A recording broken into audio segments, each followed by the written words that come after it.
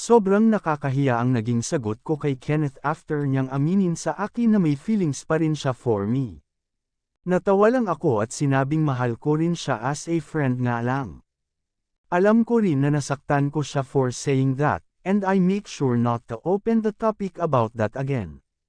Hindi ko alam kung saan ako magsisimula para ipaliwanag kay Kenneth na bilang kaibigan lang talaga ang kaya kong ibigay sa kanya. I can't imagine myself having a romantic relationship with him. Well, magandang lalaki naman si Kenneth. Matipuno, doktor din at isa rin siyang part-time businessman. Husband material, but for me, hindi ang kagaya ni Kenneth ang type ko sa lalaki.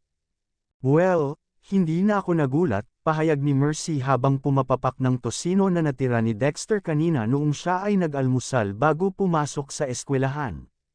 Alam naman nating pareho na lover boy ng taon niyang si Kenneth. Ilang years na rin siyang patay na patay sa iyo, Florinda. Kaya ngayon na hiwalay ka na sa asawa mo, wag mo nang ikagulat na magsisimula na naman siyang kumilos para ligawan ka ulit. Para mo naman sinasabing si Kenneth ang pinakamasayang tao nung nalaman niya na maghihiwalay na kami ni Giovanni. Why not? Kung hindi pa nagkaroon ng gusot sa inyong mag-asawa, tingin mo makakaporma sa iyo yang si Kenneth? Siyempre hindi, ano ka ba? But that doesn't make him a bad person. Kasi pagbalik-baliktaran man natin ang mundo, si Giovanni ang bad guy rito, dagdag ni Mercy. Kung sa bagay ay mayroon din namang point si Mercy. Hindi ko rin naman hawak ang utak ni Kenneth para magkaroon ako ng control sa mga iniisip niya. And after all, hindi ko rin siya masisisi. Kung ako man ang nasa katayuan niya, kung malaman ko na magkaroon ng malaking problema sina Giovanni at Cindy para masira ang relasyon nila, ako ang kauna-unahang mag-celebrate. That's because as of now, mahal ko pa rin si Giovanni. Ayoko pa rin na makabuo na naman kami ng gap ni Kenneth sa isa't isa. Kung aalalahanan ko yung nangyari noong college kami kung saan nagkaroon din ng pag-amin si Kenneth sa akin na may gusto raw siya sa akin, but at that moment ay nagkakaroon na ng something sa amin ni Giovanni. Sobrang hindi ako naging comfortable sa ganong setup. Hindi ko naman kayang may isakripisyo sa kanilang dalawa dahil pareho silang importante sa akin. Mahalaga si Giovanni sa akin, of course kasi gusto ko siya. Si Kenneth naman, ayokong mawala siya sa akin kasi pakiramdam ko ay mawawalan ako ng totoong kaibigan. Nagkaroon ng malaking gap sa pagitan naming dalawa ni Kenneth noon, all because he respect my feelings toward Giovanni. At ngayon, ayoko namang magkaroon na naman ulit ng gap sa pagitan namin ni Kenneth just because I couldn't entertain anyone aside from my husband.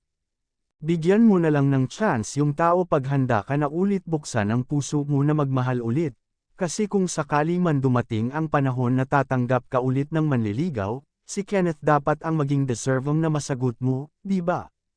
Dahil sa isip ko, mayroon akong tanong na hindi ko magawang pakawalan. Kung pagkatapos kay Giovanni, kakayanin ko bang magmahal ulit? Panipi. Mismo na ba ang mag-work kaya ka nandito ngayon? Sumalubong sa akin ang nakangising si Matthew nang papalabas na ako ng klinik ko. Suspindido ka pa, di ba? Paano kaya kung isumbong kita at sabihin ko sa head na bumalik ka sa klinik mo kahit suspended ka pa? How does that sound? Talagang handa siyang gawin ang lahat para lang sirain ang career ko. Willing si Matthew ang invest lahat ng sarili niya para lang matanggalan ako ng lisensya. Binalikan ko ito. Ipinakita ko sa kanya ang kinuha kong duplicate key ng kotse ko. Hindi naman siguro ako masususpinde kung mayroon lang naman akong importanteng bagay na binalikan sa klinik ko, di ba, Doc Matthew? Ang bawal lang naman kasi sa mga kagaya ko na nasususpine sa trabaho ay wag gumawa ng duty ko inside my suspended days. Hindi naman ipinagbabawal sa akin na bumalik sa klinik as long as hindi naman ako tumatanggap ng mga pasyente. Excuse me. Hindi ko na hinayaan pang mapahaba ang pag-uusap namin ni Matthew, iniwan ko na siya doon. Bahala siyang kumausap sa hangin ngunit hindi pa man ako nakakalayo ay nakarinig ako ng ilang mga yabag papalapit sa akin. Hinarangan ako ni Matthew ng nakangisi. Hindi ako naniniwala sa iyo. Hindi ako yung tipo ng tao na kaya mong lokohin, Doc Florinda. Ano bang ipinaglalaban mo? You went here para makausap ang mga nurse. At nalaman ko sa source ko na ang dahilan kung bakit mo sila pinuntahan ay para yayain bumalik sa bundok. Para balikan yung mga nakatira doon. Nagsimula akong magtaka. Hindi ko kasi alam kung paano nalaman ng lalaking ito na mayroon akong misyon na tinutulungan sa itaas ng bundok kada buwan. Nagiging maingat naman ako sa mga hakbang na ginagawa ko at pinipili ko rin ng mabuti ang mga taong pagkakatiwalaan ko nang sa gayon ay hindi malaman ng mga pakialamerong kagaya ni Matthew ang ginagawa ko. As I say, bawal yang ginagawa mo habang suspended ka. Paano na lang kung ipaalam ko sa head ng department natin yang pinaplano mo? This time, nagawa na niya akong matakot. Sinubukan ko namang itago kay Matthew ang totoong pakay ko kung bakit nandito ako ngayon sa ospital, pero ang hindi ko magets, paano niya nalaman? Huwag kang mag-overthink ng malala. Isa sa dalawang pinagkakatiwalaan mo kasi ang especially iya ko. Ano pang dahilan para makipagkita ka sa akin? Imbes na sagutin ang tanong ko, Giovanni handed me a brown envelope. Tiningnan ko ang laman nito at doon ko nakitang yun ang titulo ng bahay ko which is ang isinangla ni Giovanni sa bangko nang walang pahintulot ko. Tapos na naman siguro ang atraso ko sa iyo, Florinda. Tulad ng ipinangako ko sa iyo, ibabalik ko sa pangalan mo ang bahay mo. Matatalim ang mga titig na ipinupukol ni Giovanni sa akin. Basta ang hinihiling ko lang sa iyo, sana wag ka nang gumawa pa ng kahit na anong gulo. Kaya mo ba binilisan ang pagproseso ng pagbabalik sa akin ng bahay ko ay para patahimikin ako? Ayaw mong masira ang image mo sa mga magulang ni Cindy once na malaman nilang kabit ang anak nila. Hindi na tayo mag-asawa, pero mag-asawa pa tayo noong naanakan mo ang babaeng yun, Giovanni. Hindi ko hinayaan ang sarili ko na matalo sa argumento. Hindi noon mababago ang katotohanan na noong makilala mo si Cindy, asawa mo pa ako. Matapos noon ay ibinalik ko naman kay Giovanni ang atensyon ko. I give him my sweetest smile as I allow him to feel my victory. Hindi mababago nito ang pinaplano ko. So, I'm very sorry to disappoint you, Giovanni. Huwag mong palabisan na malaki ang utang na loob ko sa iyo para isauli sa akin ang titulo ng bahay ko. Obligasyon mo yun since ikaw naman talaga, itong nagsangla ng bahay ko without my permission, di ba? Sa katunayan, pwede pa nga kitang sampahan ng kaso because your act will fall under forgery. But let me think about that. Lumabas na ako ng coffee shop kung saan nakipagkita sa akin si Giovanni. Tinapos ko na agad ang usapan naming dalawa dahil marami pa akong kailangang pagkaabalahan.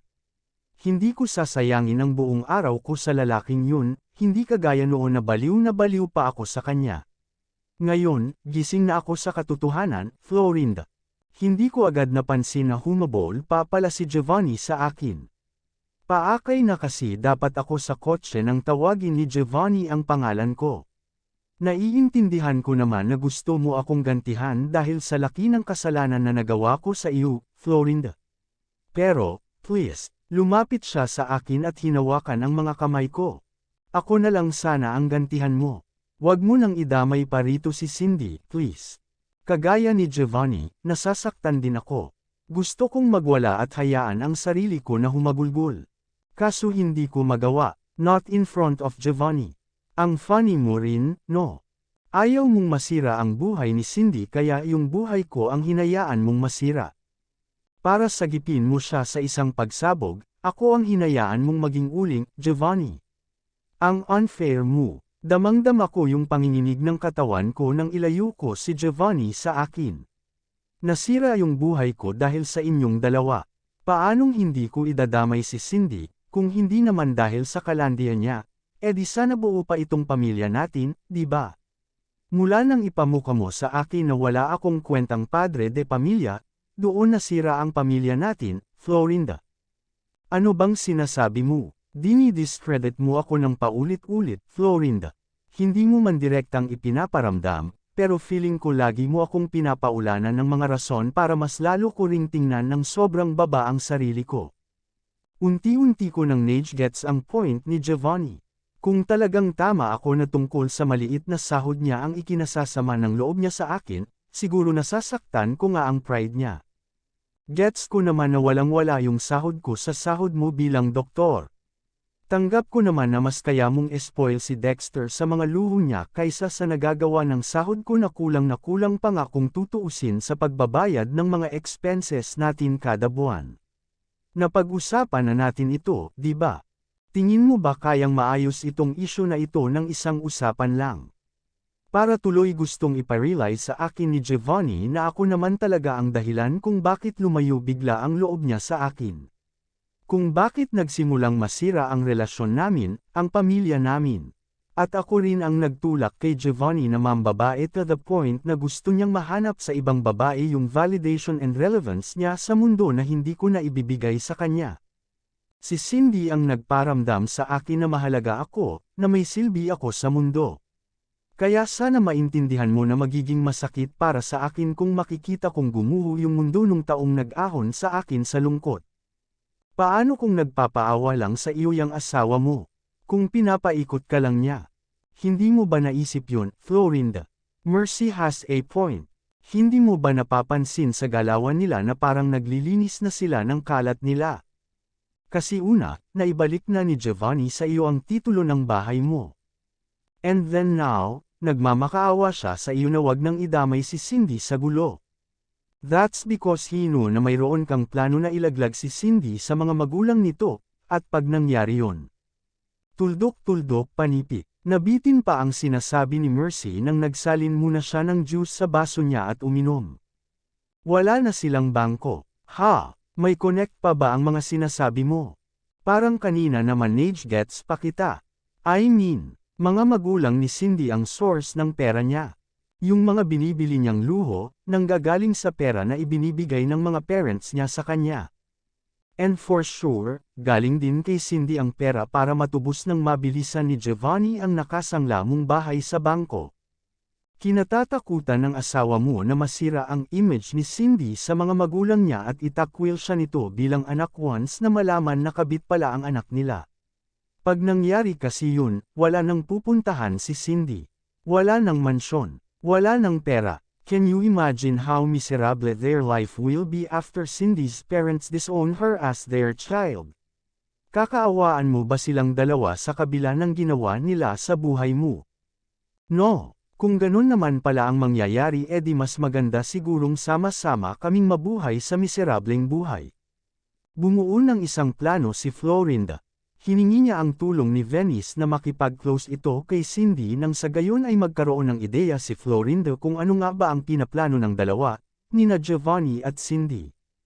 Alam ni Florinda sa kanyang sarili na hindi siya magpipilit na kaibiganin si Cindy sa kadahilanan na mahahalata siya kaagad na mayroon siyang hidden agenda kung bakit niya yun ginagawa, kaya naman kinakailangan ni Florinda ng ibang tao na gagawa noon para sa kanya. Confirm ko na, Florinda. Dito nga sa village na ito tumutuloy si Cindy at kung saan siya pinupuntahan ni Giovanni, tugon ni Venice sa kabilang linya. Nakaparada sa hindi kalayuan ang kotse niya habang nakasilip si Venice sa labas ng kotse.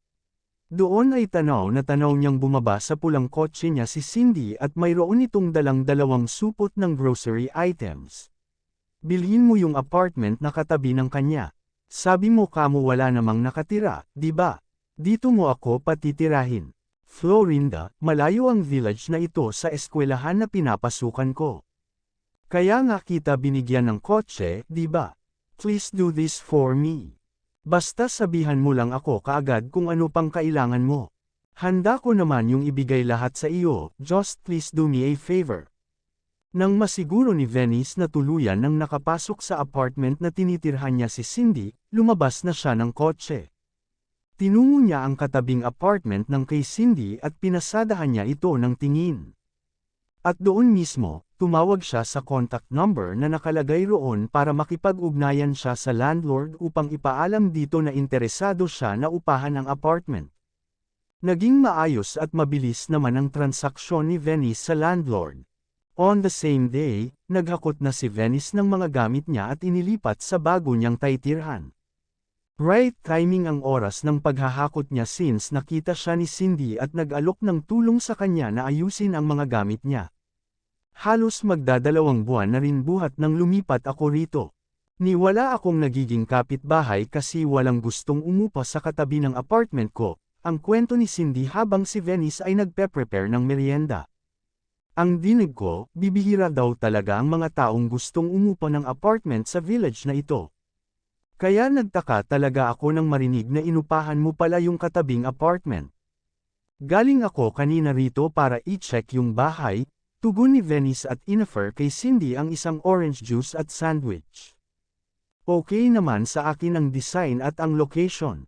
Hindi ko naman kailangan ng malaking apartment na taytirhan since ako lang namang mag-isa ang titira. Ikaw ba? Muling nagsalita si Venice. Sa apartment mo, ikaw lang bang mag-isa ang nandoon? Umiling si Cindy at pansamantalang ibinaba muna ang hawak niyang baso na mayroong laman na orange juice. Hindi, minsan. Hindi ko gets. I mean, mag-isa lang din naman ako sa apartment ko. Pero madalas akong may kasama kasi madalas akong dinadalaw doon ng boyfriend ko.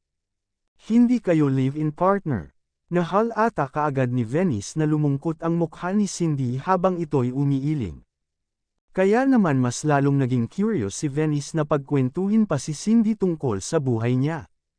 Last thing I heard from him, umalis na siya sa poder ng asawa niya. Mapait na gumuhit ang ngiti sa lobby ni Cindy. Mayroon na kasing asawa yung boyfriend ko noong nakilala ko siya. But I don't see anything wrong naman about that. Sinabi niya sa akin na hindi niya na raw mahal ang asawa niya, and that he's planning for a divorce. Ako rin ang pinili niya other than his wife and his son. So, I don't mind if I'm going to be labeled as a mistress. Nabalitaan ko na lang na umalis na pala siya sa bahay ng asawa niya. Inalok ko siya na kung wala siyang matitirhan, pwede naman siya rito sa akin. But he refused. Banibisita naman niya ako rito, but I don't know, hindi ko alam kung saan siya tumutuloy as of now. Mas lalong namuo ang pagtataka ni Venice. Because even Florinda, ang alam nito ay naninirahan na sa iisang bubong si Giovanni after nitong layasan sina Florinda last time. But because of what Venice has known from Cindy, may namumuuna namang dahilan si Florinda para pagdudahan si Giovanni. Hindi ka ba nagdududa sa boyfriend mo? Anong dahilan para magduda ako sa kanya? Karapatan mo na malaman kung saan siya tumutuloy. Pero bakit hindi niya sinasabi sa iyo? Kunwaring concern si Venice kay Cindy. Given the fact na binibisita ka naman niya rito ng madalas, but how about you? Hindi ka ba concern kung saan siya tumutuloy? Hindi ka ba interesado na malaman kung anong mga ginagawa niya or anything? Si Cindy naman ay biglang napaisip ng malalim dahil sa mga tinura ni Venice sa kanya. Parang sinasabi mo ba sa akin na may ibang bagay na ginagawa ang boyfriend ko na hindi maganda? Hindi makapaniwalang tugon ni Cindy. You think nagsisinungaling ang boyfriend ko? Na mayroon siyang itinatago sa akin? Panipi. Sa panahon kasi ngayon, ang hirap maging kampante. Kasi hindi ka sure, baka yung inagaw mo, agawin din sa iyo ng ibang tao, di ba? Mas lalo lang binibigyan ni Venice ng dahilan si Cindy na mag-overthink nang hindi niya nalalaman na makakasama sa kondisyon ni Cindy ang ma-stress. Nawaglit sa isip ni Venice na buntis si Cindy. Hindi, nangako siya sa akin. Tinapik ni Venice ang balikat ni Cindy at nagpanggap siyang concern dito. Nangako rin naman siya sa asawa niya na siya lang ang mamahalin niya hanggang sa pagtanda, di ba? Nangako ang boyfriend mo sa Diyos na hindi siya lalabag sa 10 utos niya but you came and became his reason para magkamali. Kung nangako nga siya sa Diyos tapos di niya tinupad, sa iyo pa kaya? Di hamak na tao ka lang naman, Cindy.